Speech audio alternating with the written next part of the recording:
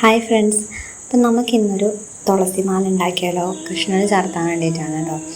അപ്പോൾ ഇത് ഞാൻ എടുക്കുന്നത് വീഡിയോ ഓഗസ്റ്റ് 25 വൈകുന്നേരം എടുത്ത വീഡിയോ ആണ്. അപ്പോൾ എല്ലാവർക്കും അറിയാം 26 ശ്രീകൃഷ്ണ ജയന്തിയാണ്.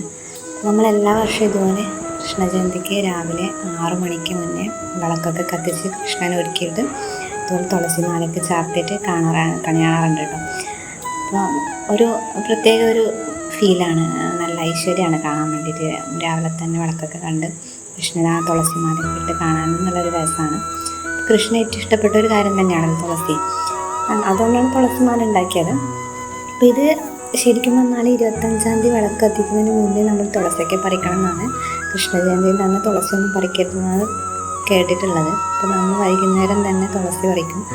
ജസ്റ്റ് വെള്ളമൊക്കെ കുടഞ്ഞിട്ടാണ് പറിച്ചെടുത്ത് വന്നിട്ട് ഇതുപോലെ കെട്ടിക്കൊടുക്കുകയാണ് ചെയ്യൽ. അപ്പോൾ എനിക്കങ്ങനെ ജസ്റ്റ് നല്ല രീതിയിൽ കെട്ടാനൊന്നും അറിയില്ല കേട്ടോ, കണ്ട് പഠിച്ചിട്ടുണ്ടെന്നേ ഉള്ളൂ. ഇപ്പോൾ അമ്മയാണ് കെട്ടുന്നത്. അപ്പോൾ ഭയങ്കര ഒരു നല്ല പെർഫെക്ഷൻ രീതിയിലൊന്നുമല്ല കെട്ടുന്നത്, നമ്മുടേതായ രീതിയിൽ കെട്ടിയതാണ്. അപ്പോൾ ഈ മിഷ്യൻ നൂല് ഉപയോഗിച്ചിട്ടാണ് കെട്ടുക കേട്ടോ, വെള്ള നൂല് ഉപയോഗിച്ചിട്ടാണ് കെട്ടുന്നത്.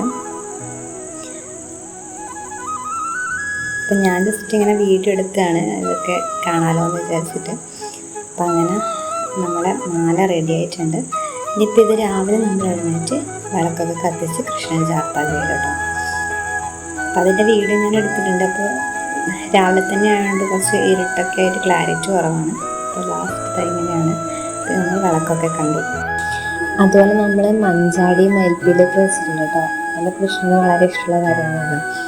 അപ്പോൾ ഇതാണ് നമ്മുടെ ശ്രീകൃഷ്ണ ജയന്തിയുടെ അന്ന് കൃഷ്ണൻ്റെ രൂപം. എല്ലാവർക്കും ഇഷ്ടപ്പെട്ടെന്ന് വിചാരിക്കുന്നു. അപ്പോൾ എല്ലാവർക്കും okay, tata, bye, take care.